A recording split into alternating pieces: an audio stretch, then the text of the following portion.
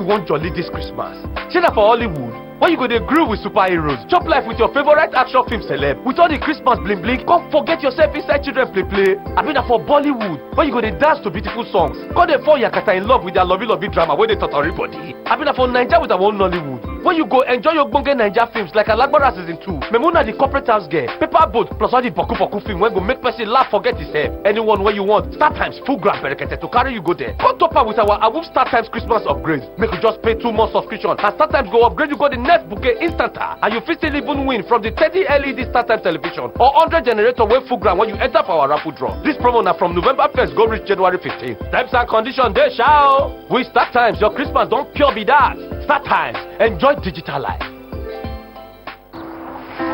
Treat your family to a cereal that's made from the natural goodness of maize and soya protein and specially combined with Green Smart, a smart combination of vitamins and iron, so that they have the right kind of energy to help them reach their full potential and turn the simple into amazing. Eat up and carry go, because nothing do you. Golden Morn, make every day amazing. Nestle, good food, good life. Research has shown that 1 in every 3 children below the age of 5 in Nigeria suffer at least one form of malnutrition. This equates the situation in Nigeria to what is commonly found in war-torn countries. Yet Nigeria cannot be addressed as a war-torn country. Giving our children the right combination. We love dances that create wow performances. Wow, amazing washing power and lots of foam to remove the top stains. Each wow pack gets a lot of clothes clean and fresh. A lot more than you think. Wow, washes a lot, saves a lot.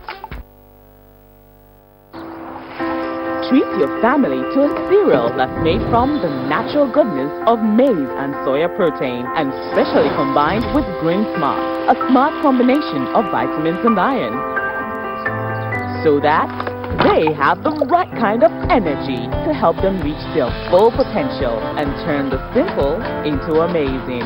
Eat up and carry go, because nothing do you. Golden Morn, make every day amazing. Nestle, good food, good life.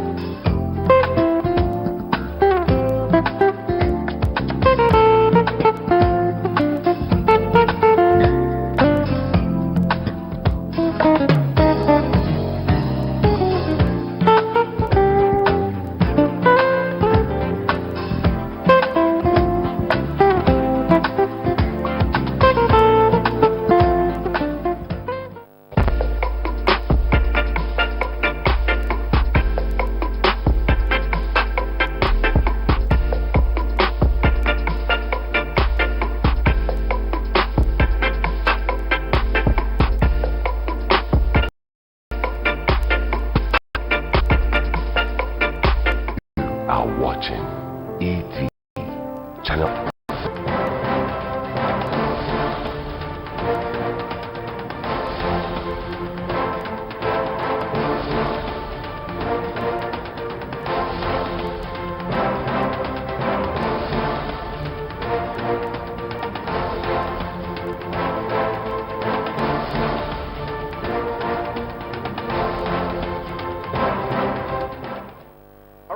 Very compliment of the season to you, and thanks for joining us on another interesting edition of the program Virtues Not Vices on ETV channel.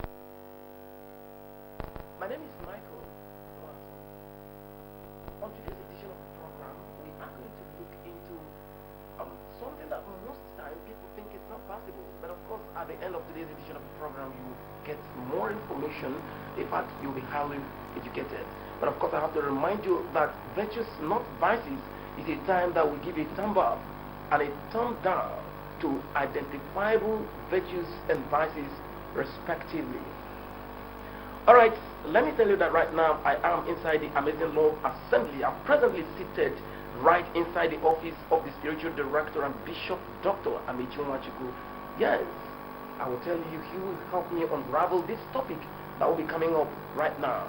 Now talking about the topic, respect and fear of God. Respect and fear of God. That is the topic of discussion. Respect and fear. You know, one may be forced to say that both cannot comfortably work as an attribution to God. Now let me give you a definition. Fear is an unpleasant emotion caused by the threats of danger, pain, or harm. While respect, on the contrary, is a feeling of deep admiration for someone or something elicited by their abilities, qualities, or achievements. You now know exactly what respect and fear is all about. Now I will go straight to my guest. I have to go to my guest because I told you that I am right inside his office. I should be his guest, but unfortunately on my show, he becomes my guest. Bishop, you're welcome to Virtues Not Vices. Thank you very much. Welcome, Brother Matt. All right. Now let's go to the question, having gotten a background to respect and fear of God in 2020. My question now is, how would you define this respect and fear that God demands from us this 2020? Again, I want to thank you for inviting me to your program, and we'll do our level best to make sure that we contribute the little we have on our common knowledge on the issue. I appreciate that. It's a feeling, respect is a feeling of deep admonition, as you say, admiration of something or somebody based on their abilities, as you rightly pointed out, or qualities or their achievements, their due regard, honor, reverence. In other words, you respect somebody for something, and it is in those respect that inbuilt idea of fear comes in. You know, so that respect means you accept something or somebody for whom they are based on their achievements or their abilities. It means a veneration. You know, respect is not just a question of good afternoon, good morning, sir. It is more than that. It means veneration. It helps us feel safe to trust somebody or to listen because you have respect. I have respect based on the person's character, respect rooted on the person's achievement, respect on the qualities, abilities, the things that make that person respectable. And when you say God and bringing God into it, you are now dealing with the attributes of God. What makes God a respectable entity, if we use that? Because of his creative abilities, his sustaining ability, his God of justice, God of equity ability, his protection ability, his provisional ability. By the time you get all that you have, the fact that God, as God, is the creator of the ends of the earth, a sustainer of the universe. He knows every tree in the forest, knows every plant, knows every animal in the bush, knows every one of us, and even the very hairs of our head are all numbered. Now you will agree with me and have respect for that kind of statistical genius, if we use that term, for lack of any other word. But this kind of respect should also prompt you to ask yourself, you are not standing in an ordinary person's presence. You will now see that this person I'm talking about is more than just a person. He is great. So if we look at what he says, to bring out how that comes into play, if you permit me to read something from the Holy Book, the Bible, I'll read from Romans chapter 13, verse 1 to 3. I hope I'm permitted. Yes, I would have asked the question that I had to give you that permission to do that. Okay. Because, you know, my second question says, is there any specific Bible definition to that effect? Okay, I'm glad you asked that, and I'm glad I'll take the cue from there. But maybe because I heard all your questions, so I have it in my head. All right. All right. You know, let's Romans 13 from verse 1 he says, let every soul be subject to the governing authorities. For there is no authority except from God. And the authorities that exist are appointed by God. Immediately, if every authority, good and bad, the ones we like, the ones we don't like, there is a supreme authority, like Ecclesiastes says. No matter the authority you have, there is still a higher authority. And this higher authority, Paul is labeling, is God. In verse 2 of Romans 13, he says, therefore, whoever resists the authority resists the ordinances of God. And those who resist will bring judgment on themselves. For rulers are not a terror to good works, but to evil. Do you want to be unafraid of the authorities? Do what is good, and you will have praise from the same. So if what we are talking about is authority, and what does that authority have to command our respect? We are looking at respect and the fear of God. We respect God because He is a God who has authority. He has the authority of the power of life and death. They are in His hands. We have the authority of Him turning the day into night, if He wills. We have the authority of Him making the dead person, someone like Lazarus, we read in John chapter 11, to call him forth from the grave. That kind of authority. He has the authority, like if you read in the Bible, we are told that the apostles were being asked to move over somewhere. And Jesus was in the boat with them. And as they were moving, they encountered a tempestuous storm. In that Mark passage, the Bible said that they went to wake him up and said, do you not care that we perish? Incidentally, by the time he woke up and rebuked the storm, this thing you are raising was also prompted even in the heart of the disciples. As he rebuked the storm and commanded it to be still, they asked themselves, who is this that even the wind and the storm obey him? You see the respect they had for him, but you see that respect also asking, my goodness, who is this? That was in Mark chapter 4. Now when they had left the multitude, they took him along in the boat as he was. Verse 37 of Mark 4. And a great windstorm arose, and the waves beat into the boat, so that it was already filling. But he was in the stern, asleep, on a pillow. And they awoke him, and said to him, Teacher, do you not care that we are perishing? Then he arose, and rebuked the wind, and said to the sea, Peace, be still. The wind ceased, and there was a great calm. And he said to them, Why are you so fearful? How is it that you have no faith?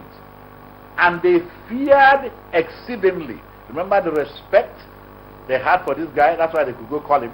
And then they feared exceedingly and said to one another, Who can this be, that even the wind and the sea obey him?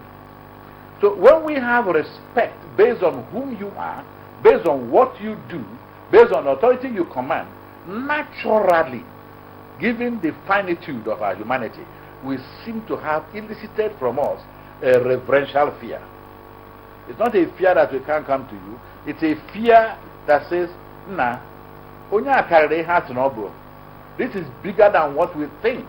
This person is more than what we can imagine. How can he speak to the wind and the sea and they obey him? And here we are shouting that we are going to perish. That was the issue of Jesus and the disciples, and bringing into what we said about what Paul pointed out on respecting authorities. There is a power to give past judgment, and somebody can be summarily executed, the power of life and death. This is great. It's awesome.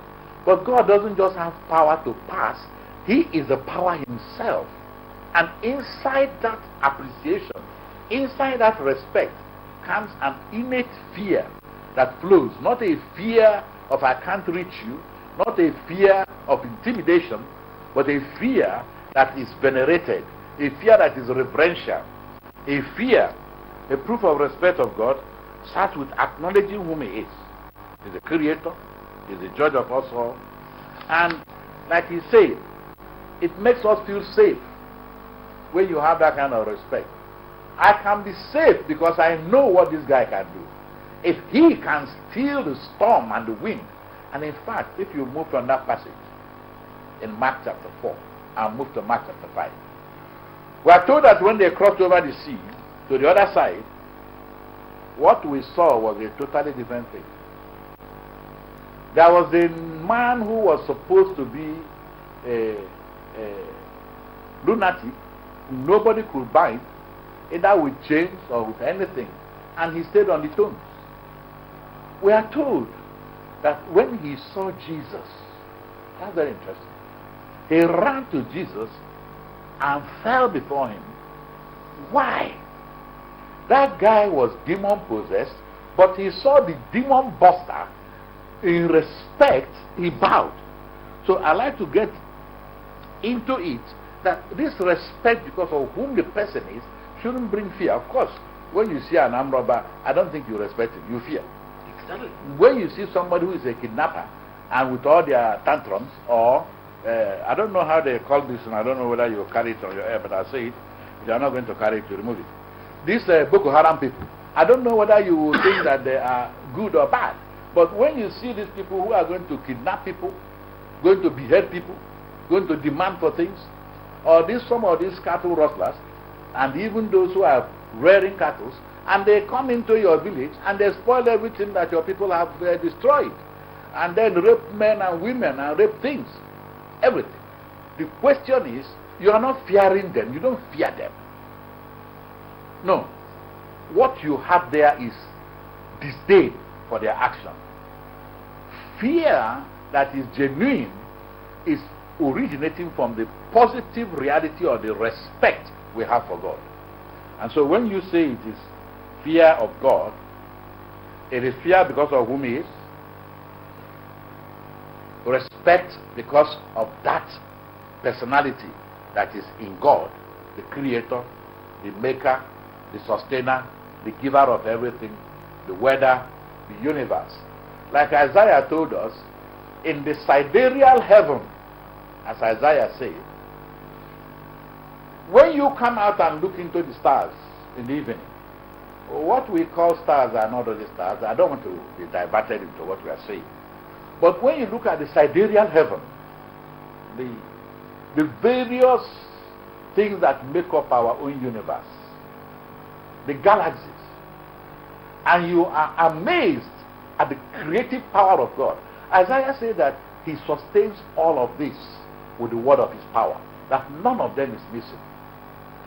Now that immediately tells you, who is this? You have a respect, you have a fear. I believe that if we have the fear of the Lord, it will lead us to life. Okay.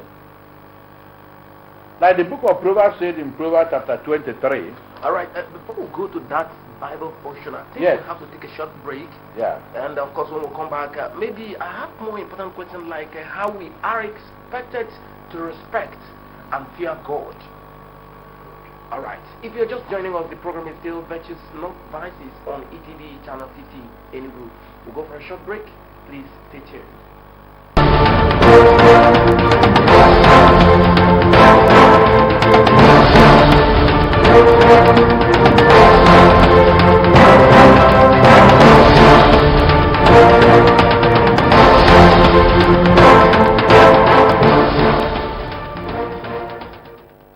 Glad to know you're still there, and the program is still Virtues Not Vices on ETV Channel 50 Enugu. Of course, we are discussing respect and fear of God in 2020. And of course, with me on today's edition of the program is Bishop Dr. Amaechi Nwachukwu. He is the spiritual director of the Amazing Love Assembly. Yes, we've been able to establish the fact that we need to respect and fear God, with a lot of Bible principles given. And I also want to remind you that on the program Virtues Not Vices, by the time you get to know what you should do and you do it, you will begin to see something positive happening to you. Yet before we went on that program, I said it's very imperative for us to know exactly how we have to show this respect and fear to Almighty God. Because I know those watching us really want to know how to take that step. Thank you very much. I'm happy you asked that. In Proverbs chapter 19, verse 23, once more, if I may read, it says that what is desired in a man is kindness. A poor man is better than a liar. Verse 23 says, the fear of the Lord leads to life, and he who has it will abide in satisfaction. If we respect God and fear him, we will respect our fellow human beings. The reason there is so much disregard for human beings is that we don't have regard for God. We don't have respect that he is the creator. If we realize that every human being is a creation of God, and we have respect for this God creator, then we will have respect and have fear as we deal with his creatures. If we have the fear of God, it shows in our relationship, our thoughts, and in our actions. Like Job pointed out in Job chapter 28 and verse 28, he said, and to man he said, behold, the fear of the Lord, this is wisdom. To depart from evil is understanding. If we said we respect God and fear him, how does that translate into our relationship? Then if we fear God, it's an antidote to corruption. If you fear God, there's no way you can allow yourself the kind of latitude that where they now drop nations, where we were once close to the bottom, we are almost at the bottom of the most corrupt country in the world. That's not a trophy to be won. It's not something to be a badge that we should be rejoicing as Nigerians. It's unfortunate that you travel out, you find places, and the moment they see you, you're already guilty as charged. The natural and the international order that you are innocent or to be proven guilty ceases to work when it comes to your green passport. Immediately they see you, the way they'll be ransacking you and you'll be thinking that, nah, only on my boom before. I say, Nigeria. This is unfortunate. If we fear God, it should also make us keep away from crime. If we respect and fear God, corruption, it is the basic antidote, as I pointed out, to corruption.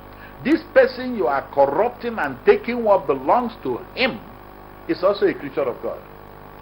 If we fear God, the impunity we have to crime and to doing evil will be reduced. It's because there's no respect for God, no fear of God, therefore we have no regard for fellow human beings. The impunity to committing crime, impunity to doing what is wrong is so high. After all, like one singer said it, now when you have a situation where it boils down to it is how much would it cost, then something is wrong. But if we respect God and know that this God whom we are talking about is going to be the judge of everyone, whether you are the big man today or the small man today or the big woman tomorrow, you are going to stand before a God who is the true judge. We respect him as the judge of the whole world. Therefore, it will help to curb the impunity of evil as we see all around us. The fear of God will also remove eye service. It will also remove the decorative governance that we have both in the leaders and in the led. Because if we have the fear of God, you will know that what you're doing, you have to give account to a higher authority. It's not just the people who, whether they voted for you or they selected you, or however you arrive at where you are doing what you are doing, knowing fully well, there's nothing they can do. No, there is God. If there is God, we may laugh at it. But there was one leader in this country, and the woman was all over the wife was all over the media, reminding people, there is God, oh. There is God, oh. I'm sure people may know the lady. What she was saying is, do what you want to do, but have regard for God. fear for this great and awesome God. He's not man. You can cook up your things and do anything the way you like it, but when you have respect for a God who is not us, yet is part of us, and that God has the power of life and death, you be very careful how you treat your fellow human being. All right. I want to ask this question because with your explanation so far, okay, I would want to conclude that this generation is not in total compliance to the injunction of respect and fear of God. So let me ask, do you think that this generation is now in line with this injunction of respect and fear of God? And if they are not, what do you have for them? A generation doesn't stand on its own. A generation stands upon a generation. So before you can talk about a generation that it does not fear God, then you talk about their progenitors who brought them about, who laid the foundation of no fear of God, no respect of God, and that's why what they have brought about is what is still being perpetuated. So it cannot just be said that this generation does not fear God, doesn't respect God. Where did it come from? Like you said, the fathers have eaten sour grapes, the children's teeth are at edge.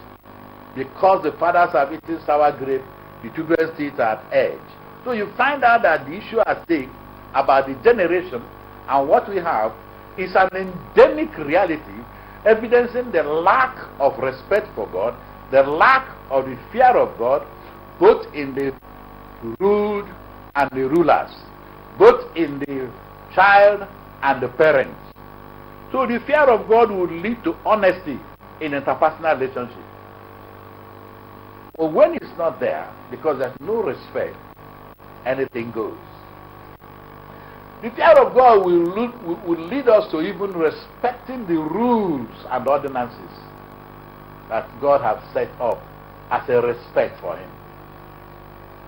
When you have men marrying men, and it is being promulgated as a normative, why are you calling a generation? Women marrying women, and people are now, as we have seen reading in papers, marrying animals. Then you find out that the issue is not a question of, it's because there's no respect. There's no respect for whom he is, his authority, his rule, and therefore whatever he has said, we have no regard for it, and consequently, we have no regard for his creatures, our fellow human beings, and we can treat them anyhow, believing it will not matter. But hear me, it will matter. Abasios Ago Mile. There's bound to be a consequence, a day of reckoning.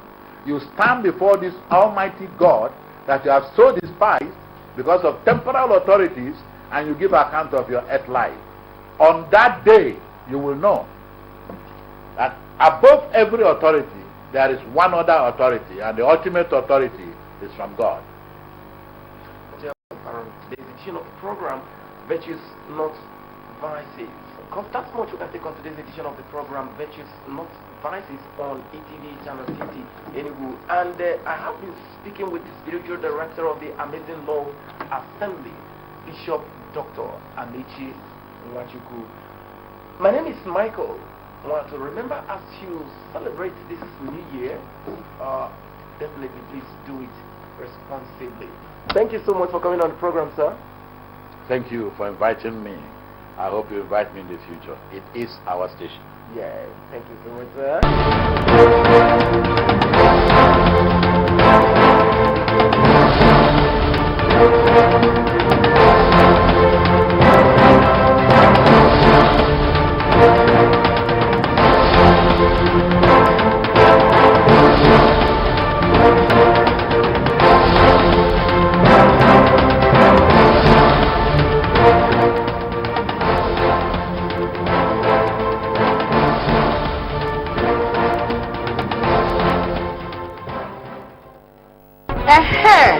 Is Zuma